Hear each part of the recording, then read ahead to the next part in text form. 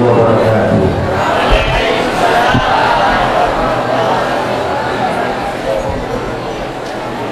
Bismillahirrahmanirrahim. Subhanallazi yasra bi yadihi min al-masjidil haram ila al-masjidil aqsa الذي برناه نقضيه ليا من هنيتنا إنه هو الصحيح البصير.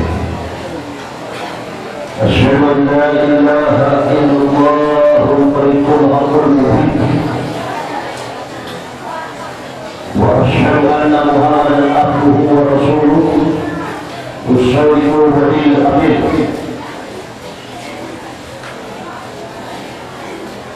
اللهم صل وسلم على سيدنا محمد بالقلوب ودعوائها وأحمد الأنبياء وشفائها ونور الأبصر وليائها وعلى آله وصحبه وسلم.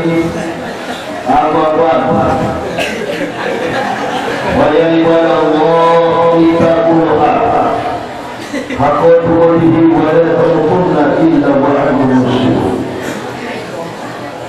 وقال تعالى في القرآن الكريم: أعوذ بالله من الشيطان الرجيم، بسم الله الرحمن الرحيم.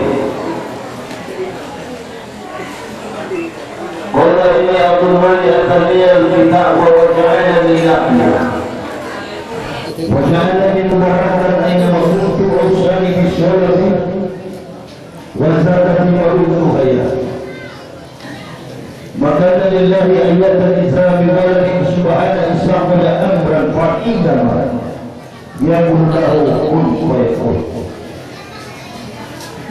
قل آمنت بالله وما أرسل إلينا وما أرسل إلى إبراهيم وإسماعيل وإسحاق ويعقوب والأسود وما أوتي موسى وعيسى وما أوتي النبيون من ربهم لا نفرق بين أحد منهم ونحن له مسلمون. قل يا أيها النبي تعالوا إلى كلمة سواء بيننا وبينهم ألا نعبد إلا الله ولا نشرك به ولا يتخذ بعضنا بعضا. قل إنني هداني ربي إلا صراط مستقيم إلى القيامة ملة إبراهيم حنيفا وما كان من المشركين. Hadirin kaum muslimin dan muslimat rahimahullah. Yang saya hormati Bapak pimpinan Pondok Pesantren dan yang saya muliakan khususnya guru kita, tauladan kita, orang tua kita, Bapak Kiai pembina Pondok Pesantren yang ada di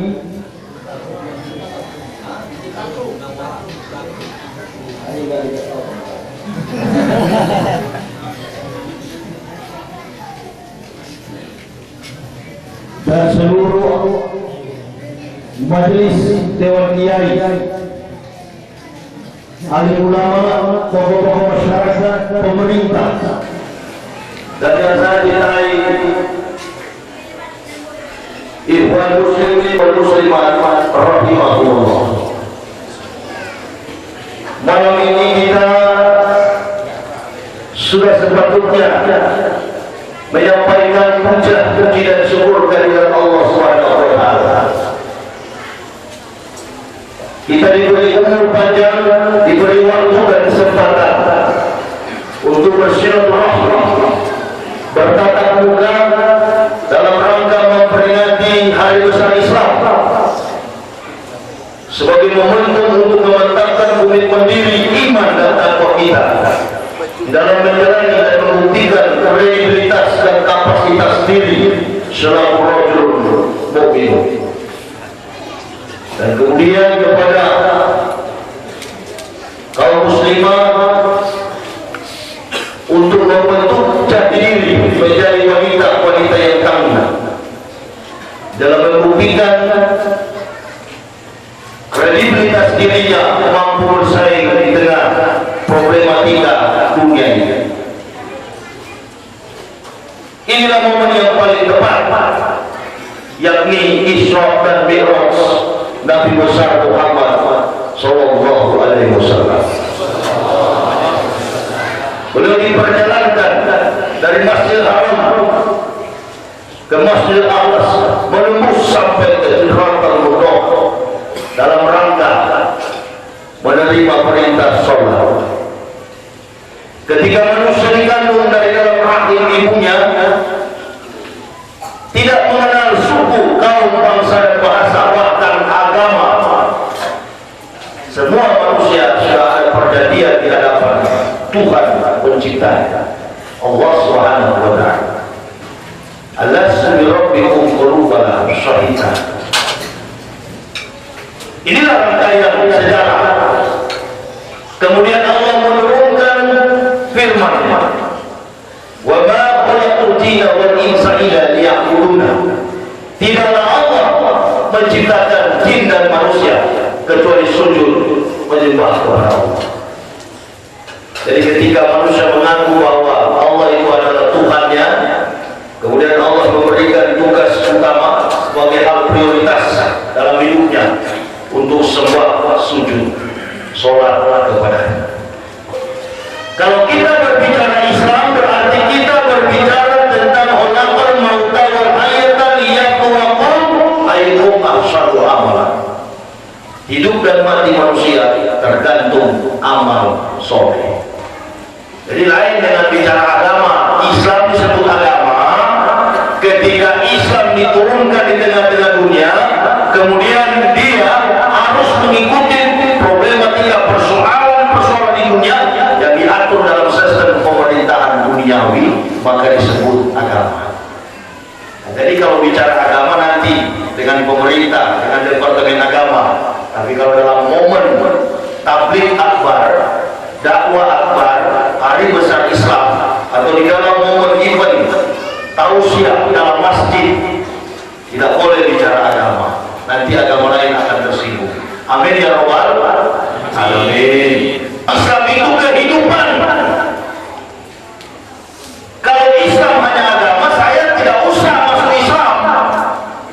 Saya sudah punya agama, semua memeluk Islam, Kristen. Tapi karena saya tahu agama Kristen itu membawa saya ke neraka, sudah stop sampai di situ.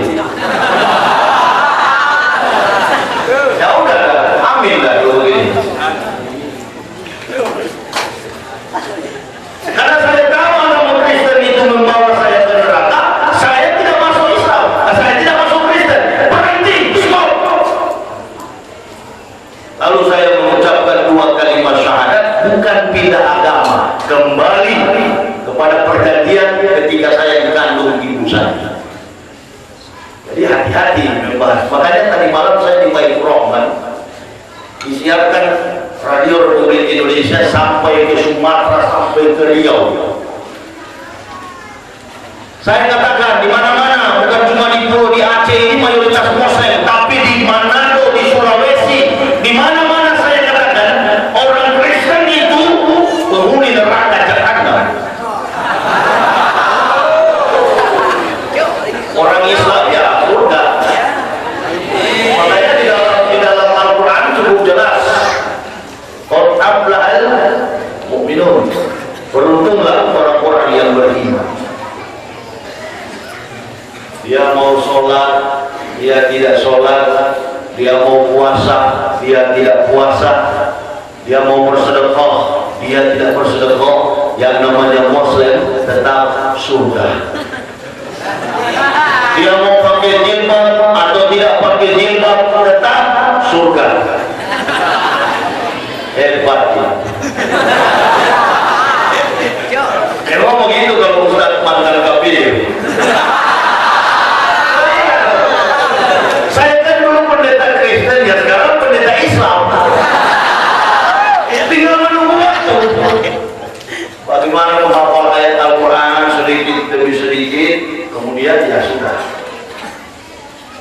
Ya, cuma yang nggak sholat, yang nggak puasa, itu surganya agak lain.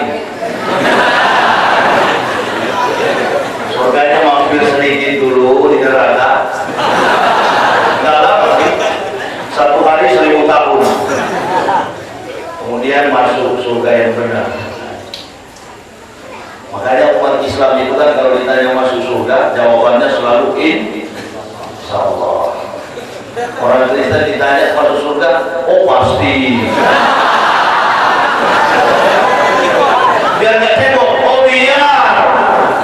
Biar nggak sunat, biar. Nanti kalau orang Kristen mati, orang Islam mati, waktu masuk pintu dipanggil oleh malaikat. Mana yang Kristen? Oh, angkat tangan. Coba, kata malaikat.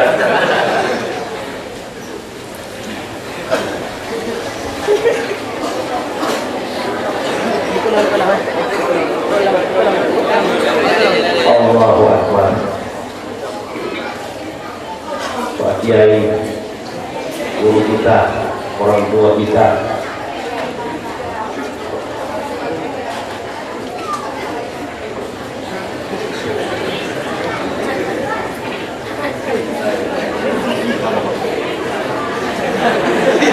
jadi ketika dikumpulkan orang Kristen sebelah kiri, nah anggaplah ini Kristen ini anggaplah ini Muslim. Lalu malaikat tanya sama yang di sebelah kiri, siapa suruh masuk? Mereka katakan Yesus.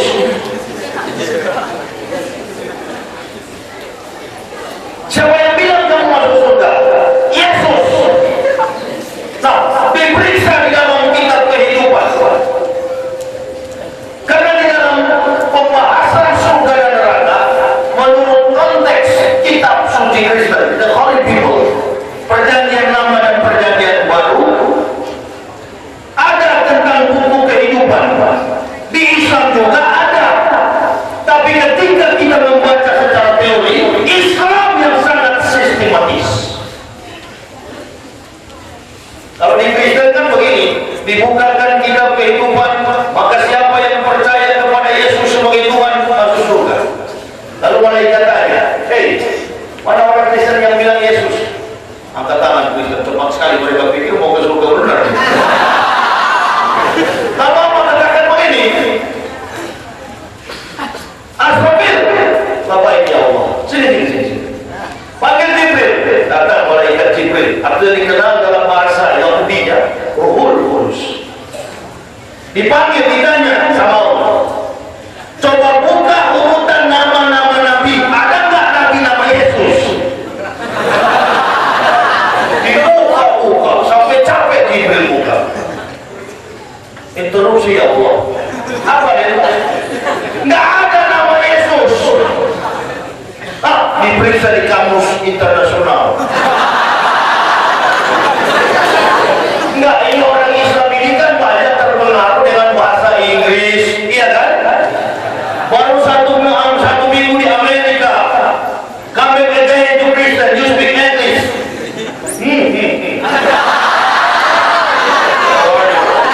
What's your name? My name is James. The big name, Source James. Bangga dia bahasa Inggris. 2 minggu di Amerika, pulang ke Indonesia, rubah akidah. Jadi jaringan iblis laknatullah. Jil. Jaringan iblis laknatullah. Nah, kan banyak orang bilang jaringan Islam liberal. Kita kan tadi disinggung oleh Pak Kiai tentang milah. Milah Ibrahim atau dalam masa perjanjian lama disebut dengan Baitul Muqaddas, kemah sembahnya, di mana ketika Ibrahim tampil atau dalam bahasa Yahudinya Abraham, dia masuk ke suatu daerah yang dia buat dulu adalah kemah. Nah, kemah inilah yang disebut dengan milah, tempat di mana Ibrahim sujud. Udah, jangan berat-berat, kita tidak usah bahas secara ilmiah, tapi kita akan bilang begini. Nabi Ibrahim disunat, orang Kristen nggak sunat. Nabi Ibrahim nggak makan babi, orang Kristen tidak cukup ucapan syukurnya kalau tidak ada kepala babi. Lah, saya kan dari Kristen,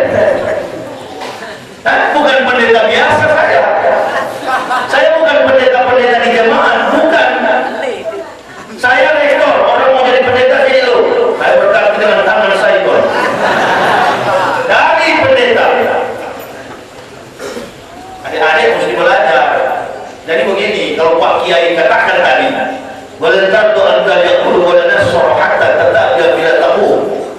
Sesungguhnya Yahudi dan Nasara tidak senang hingga kamu pindah ke agama mereka. Mila, din, pengertian makna definisinya, konotasinya sama, agama. Inilah. Dan agama itu bukan berarti bahwa agama itu adalah semua keyakinan penuh utuh di dalam Islam. Tidak.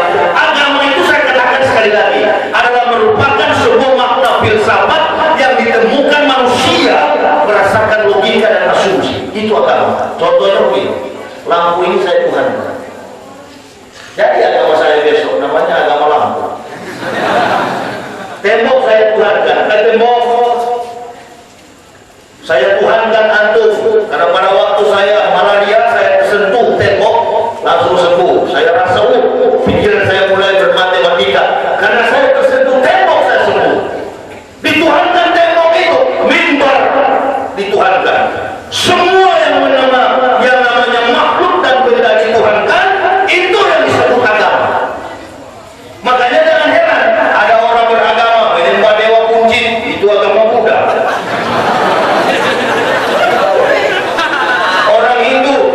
Berdiri di belakang pantat sapi.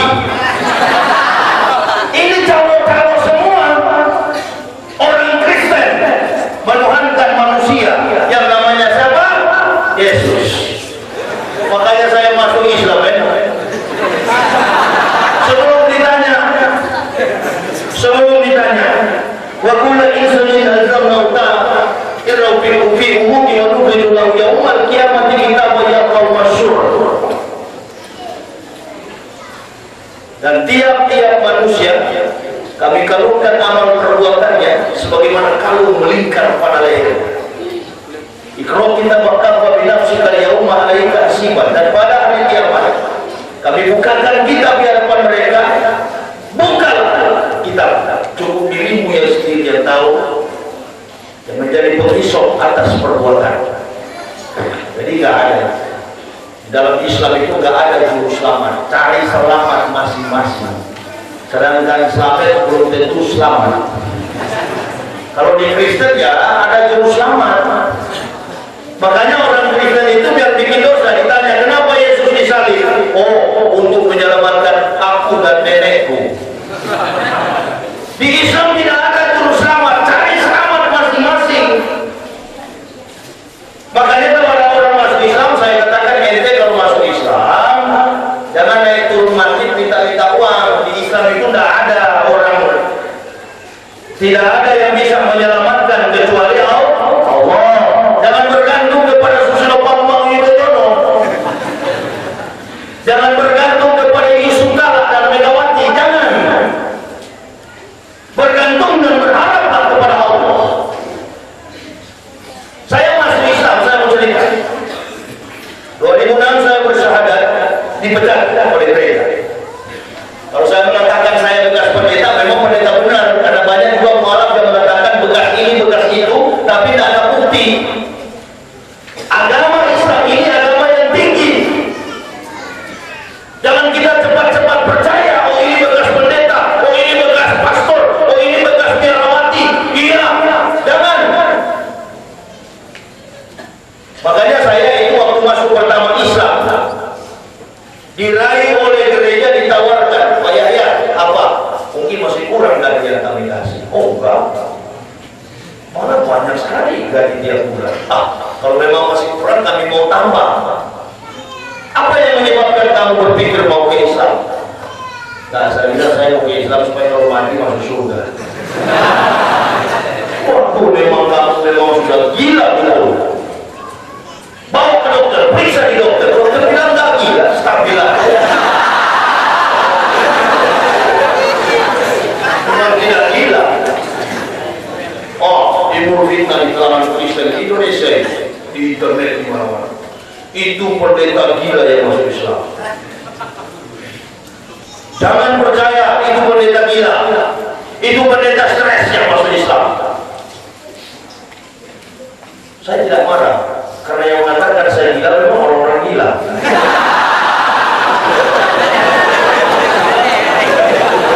Begini maksud Maksud saya orang Kristen itu gila begini. Waktu anak saya umur 2 tahun, saya masih pendeta, tahun 2001, anak saya tanya, Pak, apa? Tuhan kita itu, Tuhan Yesus mana sih Pak? Kebetulan di rumah saya kan banyak gambar Yesus. Ada yang di perut, ada yang dipaku di dinding begitu. Dan saya bilang itu yang sana itu Tuhan. Ada di dinding kan begitu.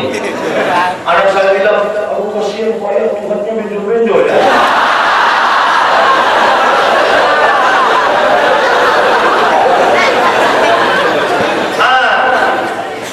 Datang saya bersyahadat, tinggal di Bandung, ada orang gila di lampu merah agama Islam.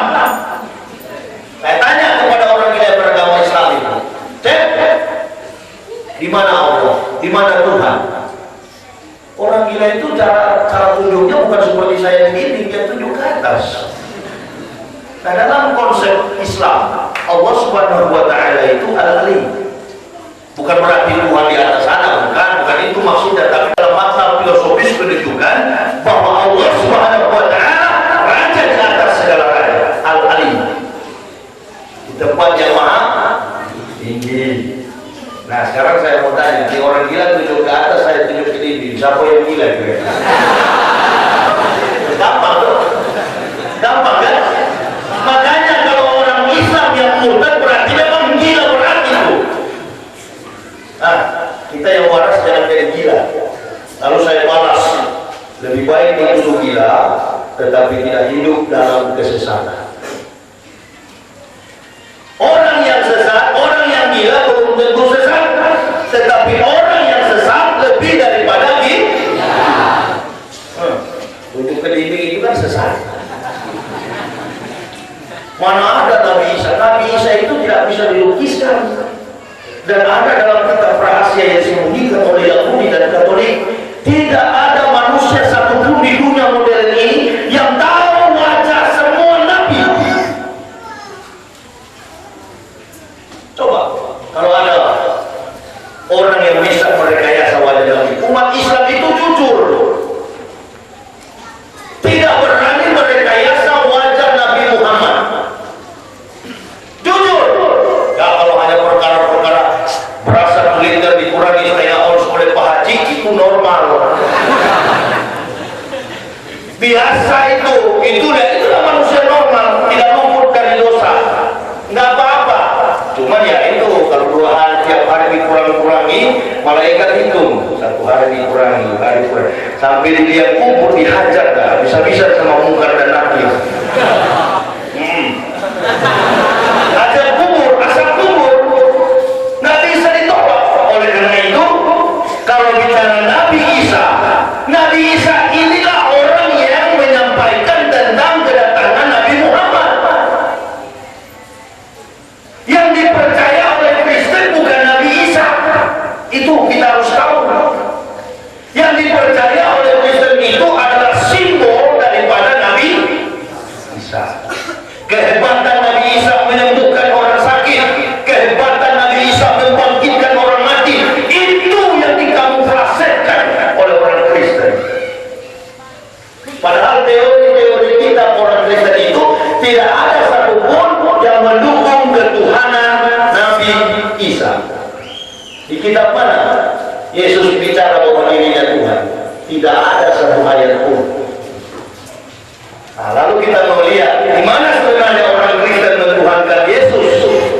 Dari kitab Roma sampai Ibrani, 14 surat tulisan tangan Paulus itulah yang menuhankan Nabi Isa. Jadi kalau ada isu-isu di Aceh tentang Milata Abraham, tanya sama orang-orang Kristen. Itu nggak pernah ketemu saya sih. Kalau ketemu saya kan ada pendeta-pendeta di Jakarta, di mana-mana di Indonesia. Saya berteriak dengan suara lantang, ayo kita debat secara terbuka. Mungkin banyak orang yang menonton pendeta berdebat dengan ini, dengan itu, tapi itu kan bukan pembahasan ilmiah. Banyak yang mereka debatkan, Al-Quran bilang begini, kemudian kitab suci Kristen bilang begini. Bukan itu yang perlu didebat.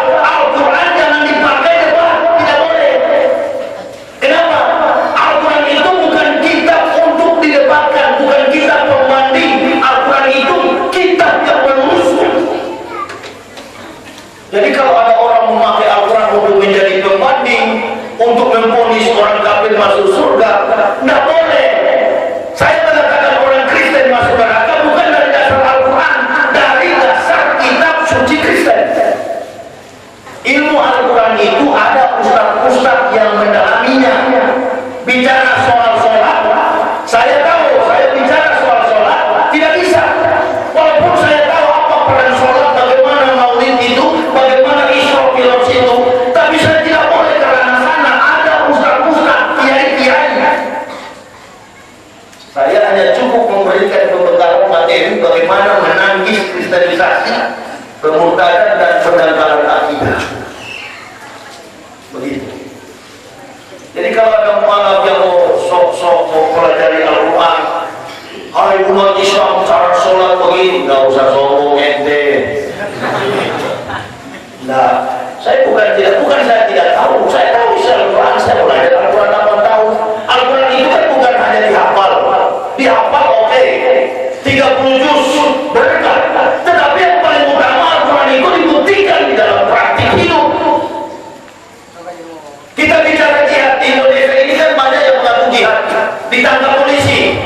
Kenapa kamu begitu? Oh, kami ini di jalan Allah meninggikan kalimat Allah. Tetapi yang Yesus 88 lari.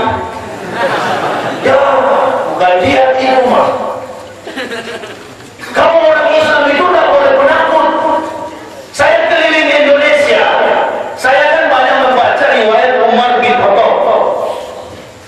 Di Indonesia ini dalam dunia dakwah tidak perlu pakai kelompok, tidak perlu banyak-banyak, biar sendiri, yang penting gaunglah sampai ke dunia. Ini tidak bikin kelompok 5-6 orang, baru mereka diskusi. Kita lempar bom. Kalau kamu mati, apalagi yang kecil-kecil begini, ini tidak ada ini. Kalau kamu lempar bom, kamu akan ketemu bidadari di surga, 15 bidadari. Bukan bidadari, yang ketemu di sana setan semua. Tidak ada. Saya bukan tantang itu. Kalau ada yang tersinggung, ya jemput di jalan, saya mau pulang.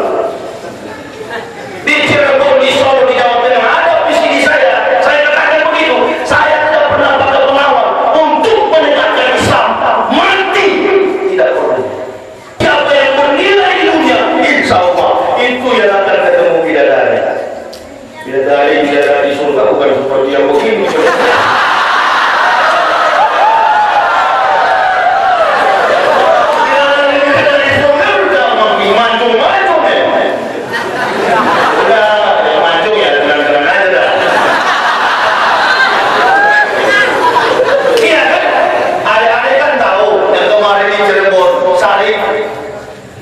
Saya telepon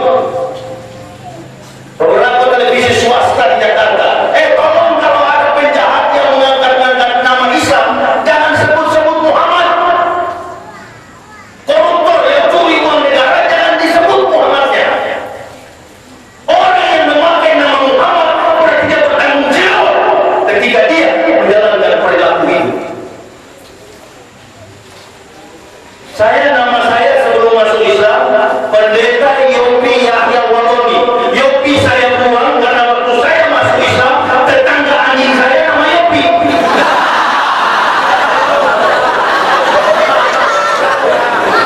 Saya ganti nama saya dengan nama Muhammad Yahya Wadoni.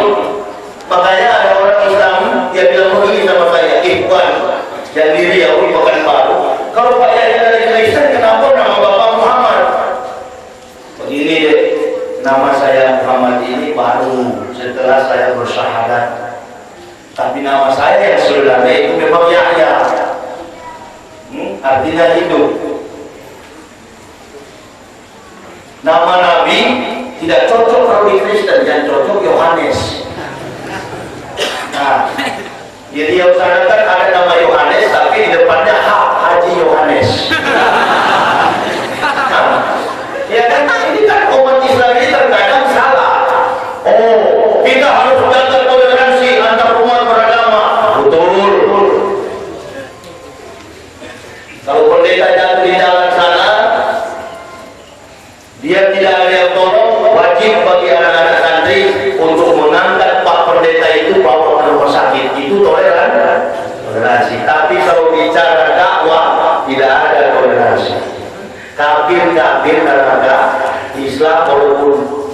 hidupnya preman tetap surga. Itu harus disampaikan.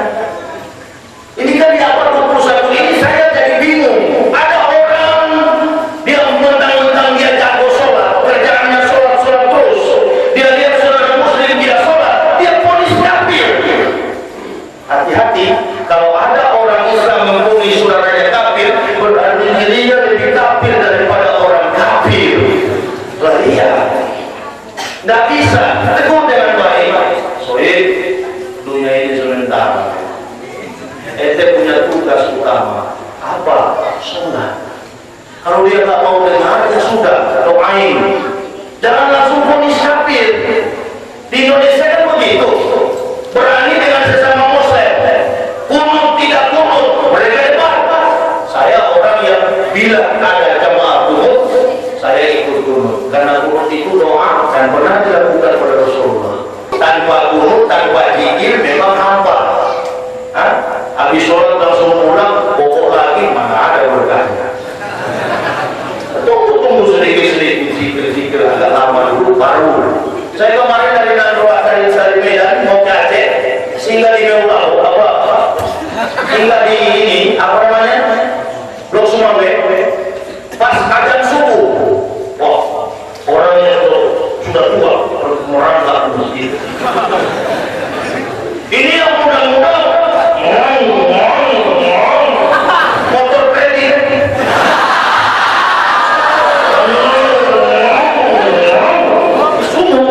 Saya bilang sama istri saya, ayo mak, kita berjamaah di sini, mampir. Waktu kami masuk, saya lihat imamnya langsung menghadap dan dia mulai azan. Waktu dia azan, saya serta wudhu. Usai dia azan, saya sholat sunat, beliau sholat sunat, dan saya lihat kemana jamaah ini. Sudah masuk, dia sudah mau komat, tidak ada orang, saya tengok ini mana ini. Dan beliau yang iqamah sendiri, beliau yang azan, beliau yang komat, dan kami sholat. Beliau imam, saya makmum sendirian. Istri saya di belakang hanya dengan istrinya Pak Imam. Di Blok Sumawe. Saya lewat kemarin. Ini anak-anak muda di warung-warung mobil angkat kaki putar lagu James Bond. Iya, mereka nonton dia mau sholat. Tidak mungkin kafir. Itu pasti muslim. Mudah-mudahan yang begini. Duduk-duduk angkat kaki pakai baju yang impor dari Amerika, dari Inggris. Rambut merah di sini, kuning di sebelah biru. Seperti burung gagak tua. Habis sholat, saya bilang sama istri saya, saya kan berbalik ini ke Aceh. Apa Pak?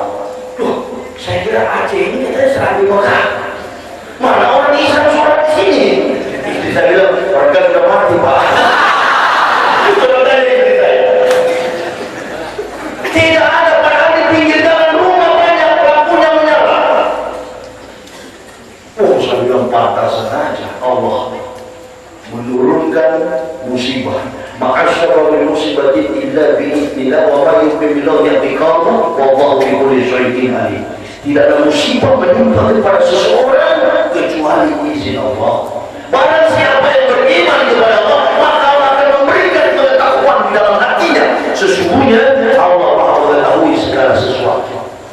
Jadi kemudian ada datang pada tsunami, saya pikir itu karena tidak ada kesiapan iman, kehilangan iman, bukan tidak beriman, kehilangan iman, sehingga tidak tahu ada musibah.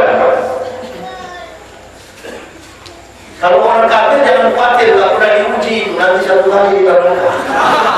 Tapi kita yang muslim jangan coba-coba. Makanya kan dari logika kita manusia harusnya Aceh, harusnya jangan Aceh, harusnya Bali. Kalau hanya karena orang berdosa, harusnya Bali yang dapat tsunami. Kenapa Aceh dan Padang yang berbasis Islam? Kenapa? Karena Allah tidak akan memuji orang kafir. Orang kafir itu enak-enak, senang-senang. Jadi kalau kita diuji, jangan menyalahkan Allah. Berarti kita sedang meningkatkan iman kita. Saya dengar cerita di Banda Aceh, rumah-rumah tenggelam, bahkan Cina yang tampil yang di depan masuk Islam. Kenapa? Karena masjid rumah tenggelam, masjid Baitur Rahman tidak. Bukan main pertolongan Allah kepada umat yang ada di Aceh.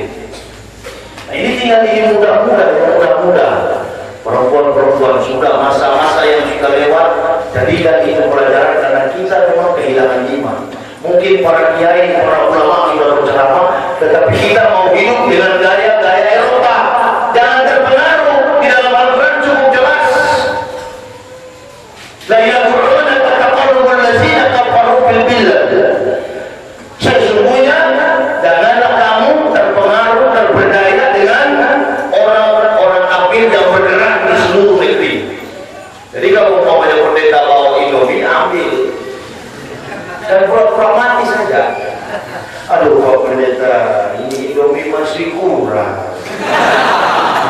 Murtad itu mahal Pak. Maksudnya jangan cuma satu biji Pak Indominya, satu kontainer bawa ke sini Pak Pendeta. Karena ini orang kan alasan karena Indomie kan.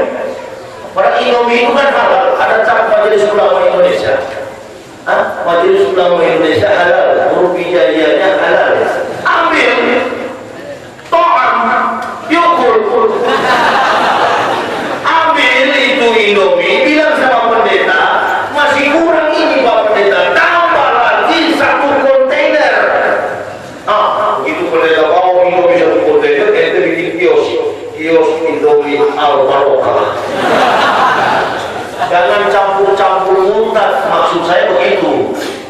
Pendeta mau angkot, ambil. Pendeta kasih motor, ambil. Bila perlu kurang ini Pak Pendeta, murtad itu mahal. Kalau kita mau tanggapi gerakan Kristen, saya adalah seorang Kristen. Bagaimana kita pancing umat Islam supaya mereka buat tindakan anarkis, di situ keuntungan kita. Jangan. Makanya di Pulau Jawa itu saya katakan, nggak usah kita sebagai umat Islam terpancing dengan gaya mereka. Yang paling tepat, ceramahkan, cari gereja-gereja yang di pinggir gereja, masjid di pinggir gereja, dan katakan itu pendeta sekarang masuk neraka, itu direncana oleh Allah. Pak, saya sudah ceramah di Kendari, Pak Polisi. Saya ceramah di Kendari, ada AKP Pintuku, kapten dia Pak. Ini saya ceramah di Masjid Al-Akbar, di sebelahnya gereja. Itu panitia masjid sudah bilang sama saya, Pak Yahya, apa? Yang kamu mau ceramah sebentar malam nanti di pinggir gereja, tolong pelan-pelan Pak. Ya udah, saya bilang oke Pak Haji, nanti saya ceramah pelan-pelan. Karena kalau saya bilang saya mau ajar kan nggak dikasih bagian. Udah, begitu saya tampil, pendetanya lagi nonton saya ceramah. Waktu saya pulang ke hotel, datang polisi-polisi muslim yang kuning-kuning makanya. Itu berita kata saya, Ustaz, apa. Kalau boleh Ustaz hengkang malam ini, pulang cepat ke Jakarta. Kenapa? Komandan marah sekali sama Ustaz. Dia bersenjata Ustaz. Oh begitu. Suruh komandannya ke sini. Saya islamkan dia ke sini.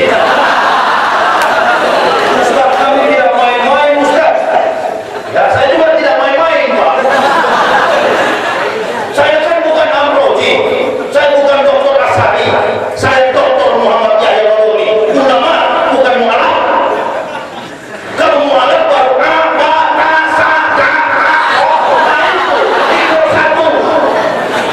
Ini sudah tampil dakwah kok penerusnya jadi murid MZ bagaimana?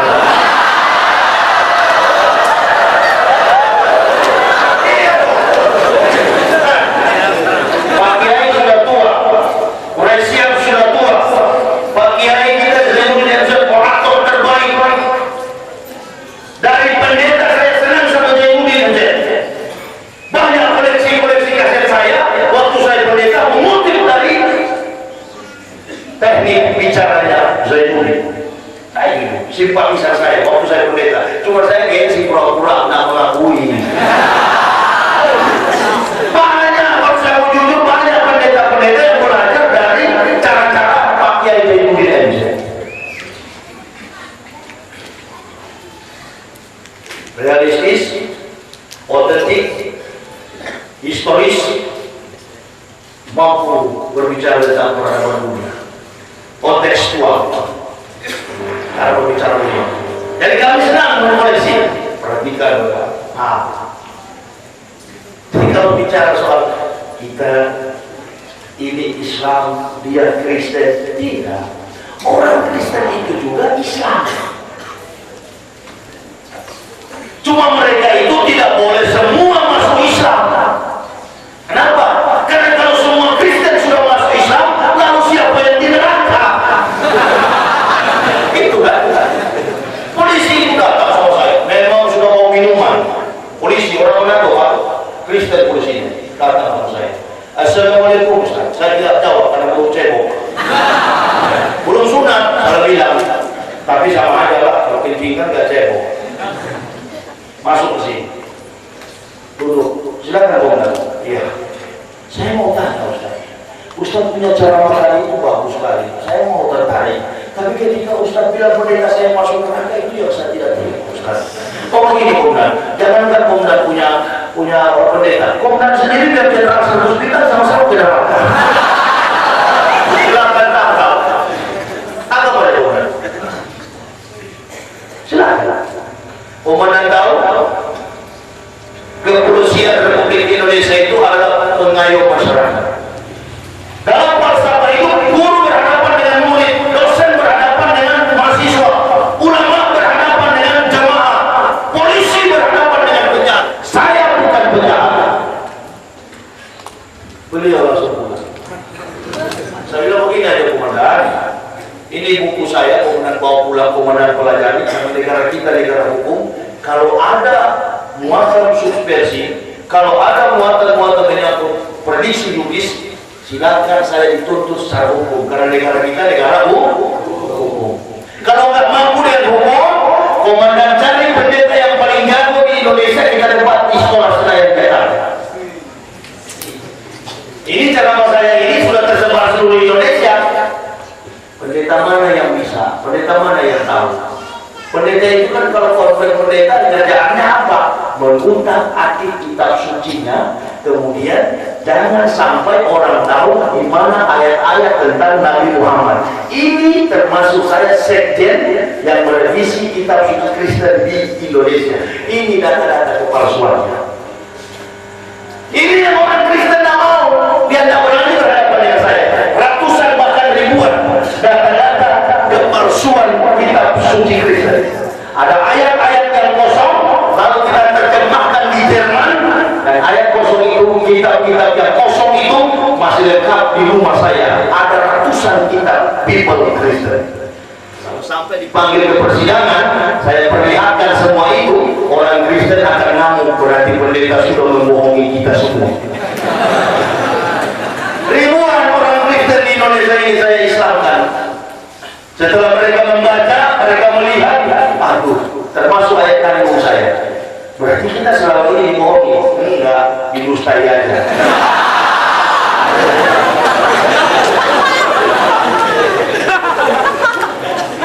Iya, kalau sampai terjadi persidangan, justru saya dipanggil oleh General Manager Freeport. Beberapa ratus pendeta menawarkan, ya, kembali kamu ke Kristen lagi. Kami bayar berapa miliar? Universitas Kristen Indonesia di Papua dengan gedung 62 hektar itu saya yang mendirikannya, saya tinggalkan. Tanya, siapa yang mendirikan Universitas Kristen Indonesia di Papua yang meningkatkannya status sekolah tinggi teologi Calvinist from Jerman, dari Jerman, kemudian kita dirikan menjadi UKIM? Siapa yang mendirikannya? Saya yang mendirikannya. Saya tinggalkan harta kekayaan itu. Kalau saya mau cari-cari senang, gampang aja masuk Islam. Apa yang saya mau cari? Tidak ada yang saya cari. Yang saya cari adalah surga. Makanya jangan disamakan dengan yang maaf aja, dengan penceramah lain. Nggak boleh undang. Assalamualaikum. Waalaikumsalam.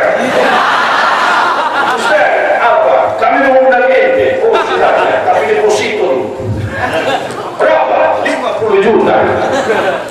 Itu yang begitu-begitu saya sudah kenyang itu waktu di pendeta. Enggak, saya orang Islam. Kalau saya mau hidup mewah-mewah, bagaimana bisa? Banyak sekali umat Islam yang miskin kalau saya mewah. Tidak bisa. Belajar sahabat Rasulullah. Waktu pendeta masuk Islam, mereka tidak mengilmukan ini. La tazilna syurana syarwat lillazi amalu yahula walazi nasa. Yang paling keras permusuhannya dengan orang beriman Yahudi dan Muslim. Wala tazilna aqrabahum mawaddatan lillazi amalu walazi qalu inna nasra yadika bi anna minhum isisina wa anahum la yastaghfirun. Dan yang paling dekat persahabatannya dengan orang-orang beriman adalah mereka yang berkata, kami ini orang Nasrani, yang di dalamnya terdapat pendeta-pendeta dan rahib-rahib. Nah, ayat ini maksudnya orang Nasrani, pendeta-pendeta yang sudah dekat persahabatannya dengan orang beriman adalah pendeta-pendeta yang sudah mengucapkan 2 kalimat syahadat, dan bukan pendeta seperti sekarang yang meyakinkan Muhammad adalah Nabi, adalah pendeta Waraqah bin Nawfal. Waktu itu belum ada satu manusia pun yang beragama Islam. Datang beliau mendapat wahyu dari Allah, kemudian dipanggil istrinya, hai Khadijah, datang ke rumahku. Pamannya bernama Waraqah bin Nawfal, ahli kita, jago dalam soal kitab suci.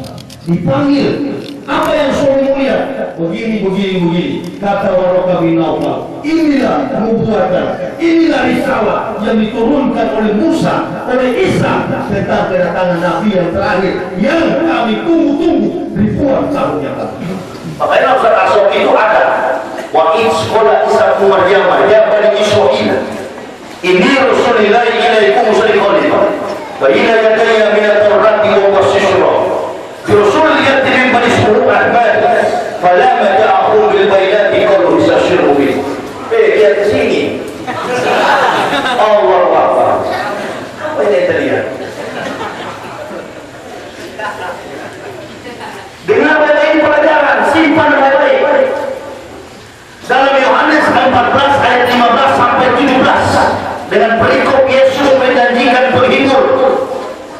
Aku akan pergi kepada Bapa, tetapi aku akan mengutus seorang penolong di tengah-tengah kamu. Dalam kitab suci perjanjian lama yang asli, Injil yang asli, di situ disebutkan Ahmad bin Abdullah, Nabi Muhammad Shallallahu Alaihi Wasallam sebagai penolong dan penghibur. Dihapus oleh Kristen, oleh saya dulu, diganti dengan Ruhul Kudus.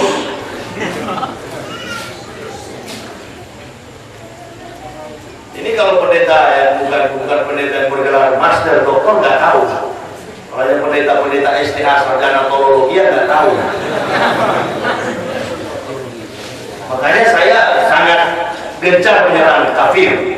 Kenapa? Karena saya tahu soal kafir. Yang tahu rahasia negara pejabat negara. Yang tahu rahasia masak adalah koki. Yang tahu rahasia kafir adalah mantan kafir. Perlu studi, perlu belajar. Karena kalau kita memakai Al-Quran menyerang kafir, kafir akan bilang begini, oh kami juga punya kitab, walaupun omong kosong mereka tidak akui omong kosong. Ini, jadi Al-Quran tolong jangan dipakai berdebat. Kalau mau ingin berdebat dengan kafir, pelajari kebohongan kitabnya, lalu itu yang kita luruskan, itu yang kita sadarkan kepada mereka. Jangan coba-coba menyentuh Al-Quran. Mengapa? Al-Quran itu perlu studi, Al-Quran perlu pengetahuan yang maksimal. Jangankan orang kafir, sedangkan umat Islam sendiri masih banyak yang belum mengerti Al-Quran, apalagi orang kafir. Ketika kita bawa Al-Quran, ada pepatah mengatakan sebagaimana mutiara dilempar kepada babi, hanya diinjakin. Jadi jangan, Al-Quran bukan kitab pembanding, Al-Quran kitab yang meluruskan. Saya mengatakan orang Kristen masuk neraka dari kitab Lukas 16 ayatnya sampai ke 31. Itu orang Kristen masuk neraka. Dan kitab Injil yang benar itu, itulah Al-Quran. Karena Rasulullah SAW datang, Injil ada dalam Al-Quran, Taurat ada dalam Al-Quran, Zabur ada dalam Al-Quran. Al-Quran itu adalah kesempurnaan semua kitab Nabi Allah. Makanya perlu belajar, rajin lihat mana Injil itu. Maryam itu Injil. Isa berkata dalam surat Maryam, "Qala ini Abdullah atani al-kitab wa ja'alani nabiyya." Aku ini hamba Allah atani al-kitab. Allah memberi aku kitab, wa ja'alani nabiyya, dan mengutus aku sebagai nabi. Nabi Isa menjalankan salat, wa ja'alani mubarakan aina ma kuntu awsali bis salati wa zakati ma dumtu hayya. Maka lillahi ayatan Isa wa alaihi subhanahu Isa qad abra fa ilma yaqul lahu fayakun. Dari Isa itu menjalankan sholat sudah mulai kerja. Apa yang dilakukan umat Islam dilakukan oleh Nabi Isa. Kalau Yesus saya nggak tahu, karena Nabi Isa itu bukanlah Yesus. Yesus bukanlah Nabi Isa. Kita harus bisa menolak pendapat itu. Isa bukan Yesus. Bimbel perjanjian baru bukanlah Injil. Kita harus pegang. Yang sebenarnya tersinggung, harusnya yang tersinggung bukan orang Kristen. Orang apa? Orang Islam. Jadi jangan saudara mencoba-coba memfitnah, wah kenapa kalau itu Nabi Isa kenapa digantung di salib? Jangan, itu kalimat yang salah. Atau kita mengatakan kenapa kitab Injil itu palsu? Injil tidak ada yang palsu. Injil itu kitab Nabi. Nabi itu Nabi yang ke-24. Nabi kita umat Islam, Isa. Jangan samakan Isa dengan Yesus. Joni yang ada di Aceh tidak sama dengan Joni di Medan.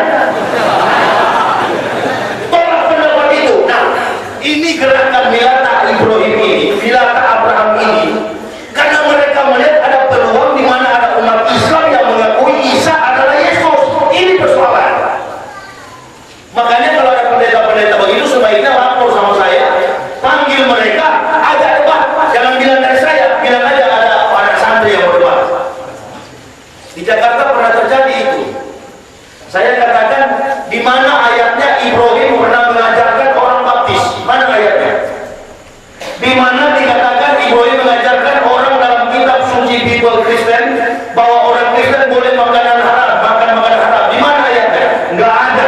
Ibrahim tidak memakan makanan haram. Ibrahim tidak dibaptis. Ibrahim disunat.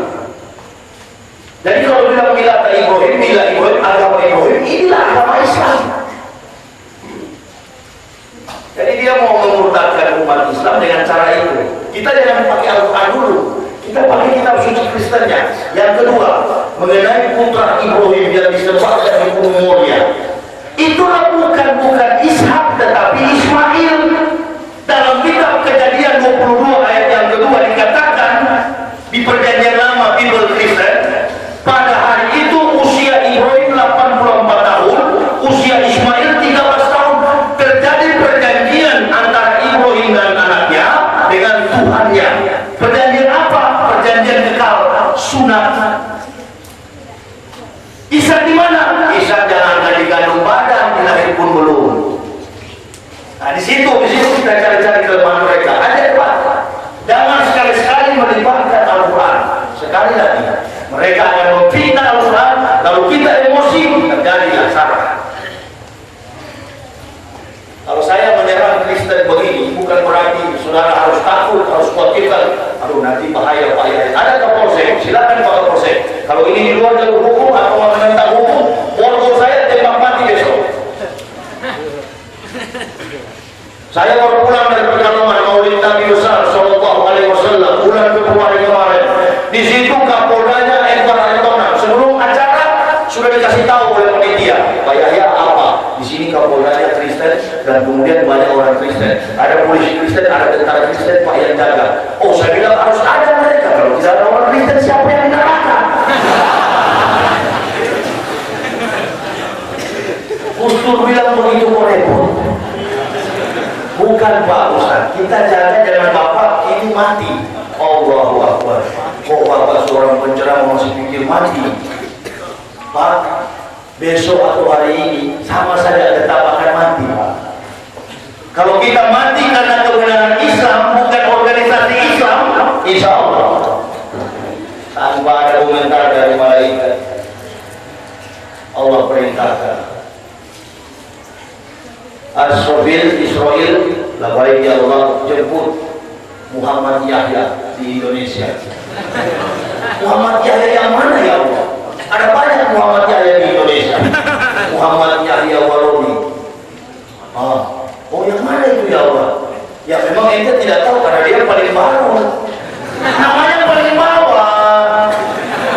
Kalau Muhammad kan banyak, Muhammad Nasrul Ilham, ada yang Peter Pan, ada juga Muhammad Yahya Zaini, ada kan?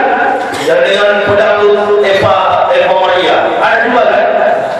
Muhammad Yahya Zaini, bukan yang itu ya Allah, bukan. Yang mana? Yahya Warohi, ayat nama kafir kata malaikat. Memang dia dari kafir, tetapi selama di dunia dia mengangkat derajat agama. Tempatkanlah dia surga 10 kali lipat lebih besar daripada dunia. Lalu pas dikubur sama-sama Muhammad Zaini, Muhammad Yahya mati hari ini, Muhammad Zaini mati juga hari ini. Masa nggak kenal Muhammad Yahya Zaini? Seorang politikus yang terlibat berbuat zina dengan Maria Eva, tahu kan? Itu disampaikan karena televisi sampaikan, kita sampaikan lagi yang sampai ada pejabat yang begitu. Lalu siapa itu? Muhammad Yahya ada malaikat, ada sama Pak Kiai, mungkar dan nakir. 7 langkah orang dari kubur, ini paling sadis mungkar ini. Dia mulai interogasi. Tapi begitu dia mau dekati, Allah katakan, jangan, itu mantan kafir. Mujur sekali kalau dari kafir masuk Islam. Umur 36 tahun dan 36 ke bawah itu jadi kebaikan, jadi bersih. Tapi saudara-saudara ingat saya, dari kecil sampai sekarang masih banyak pun di sana itu, masih banyak hutang, men. Kalau dari kafir tidak, begitu masuk Islam bersih. Tapi mualaf yang bagaimana? Jangan sudah 50 tahun masuk Islam, Al-Fatihah tidak hafal. Wah, itu bukan mualaf semua itu. Kan banyak gitu. Masuk Islam, kenapa? Karena kawin. Tadi saya mampir situ maghrib, ada orang tua kenal sama saya. Ini bukan Pak Yahya ya, yang tadi malam cara radio. Iya, silakan Ustaz. Suruh imam sama saya. Di belakang itu rambut-rambut putih, barangkali ustaz-ustaz senior. Begini-gini juga dengkul saya. Jangan sampai salah baca Al-Fatihah. Maklum dari kafir kan. Mohon kepada Allah dan mulai sholat. Habis saya sholat, boleh katakan, waduh, baru masuk Islam, bagus ayatnya ya. Nah, padahal bacaan saya ada yang bilang di pada Aceh belum bagus, dia bilang bagus. Berarti memang ini satu kelas dengan saya.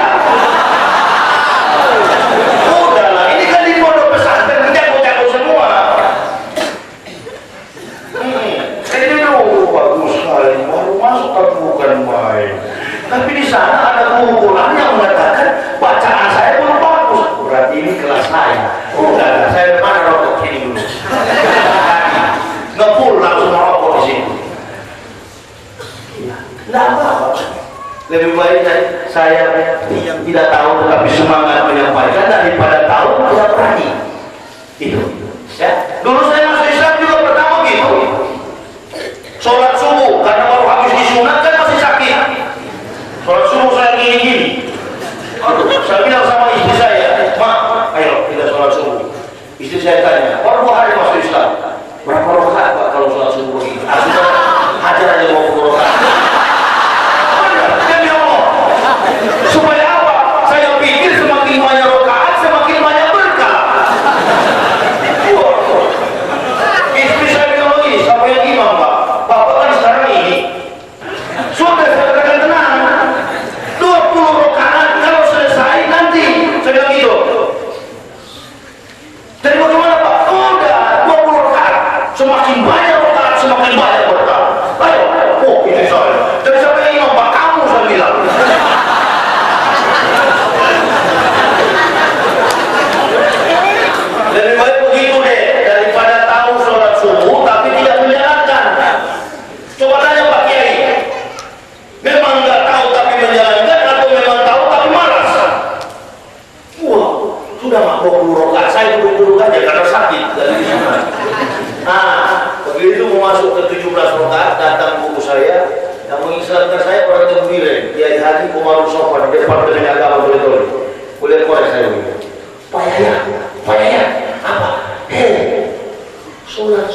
cuma 2 rakaat, cuma 2 ronde, bukan 17.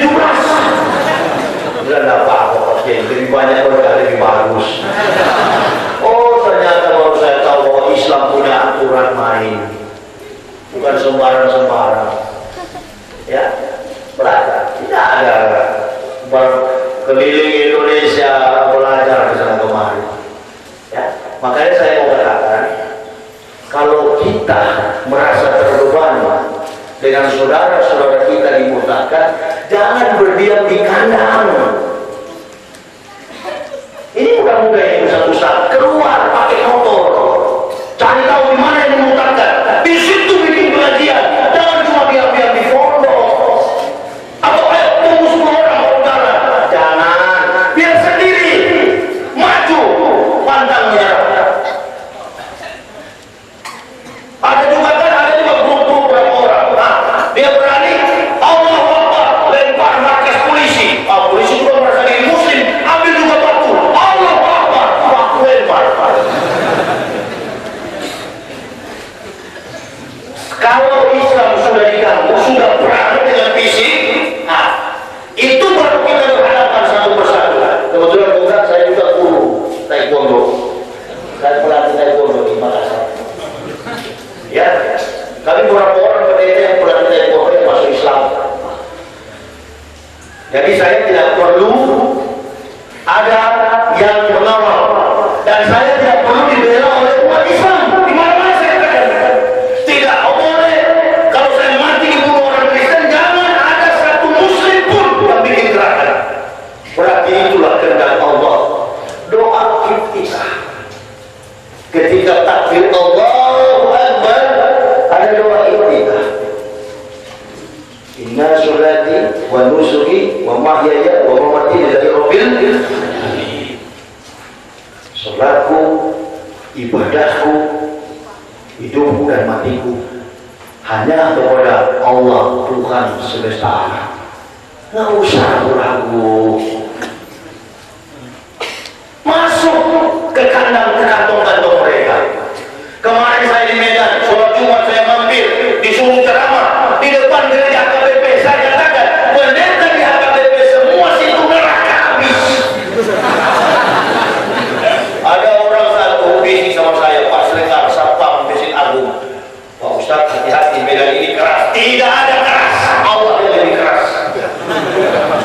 Keras-keras apa? Kalau keras hanya suara percuma, keras hanya teori percuma, harus ada bukti. Sesama Muslim berkasih sayang, dengan kafir keras hajar. Tapi dengan hajar dengan apa? Dengan orangnya. Kalau orangnya kita hajar, kita berhadapan dengan Tuhan.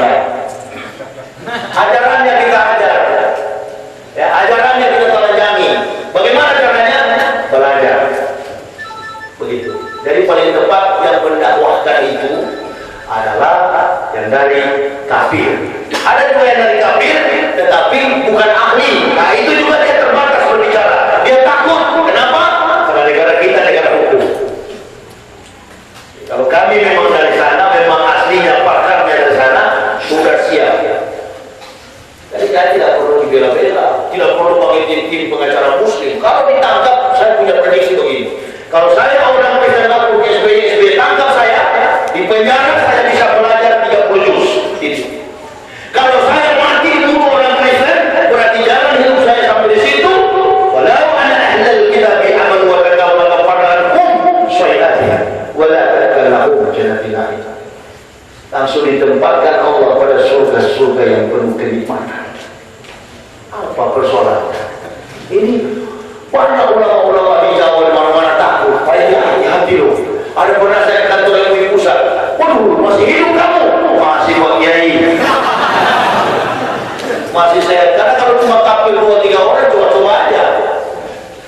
Mobil Medan keras apa? Di Medan itu masih banyak masjid. Saya masuk Manado, istri saya kaget. Orang Sunda dia, memang Muslim.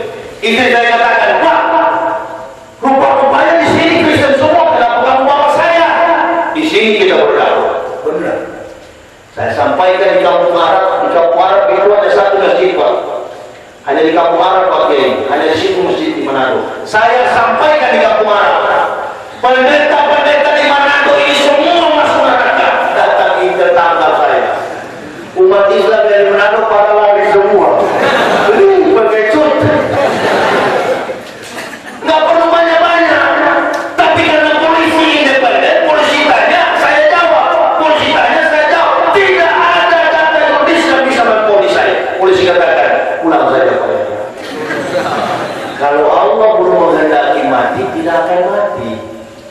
Kalau Allah sudah menghendaki, dia berada di bawah kolong ranjang, tetap mati.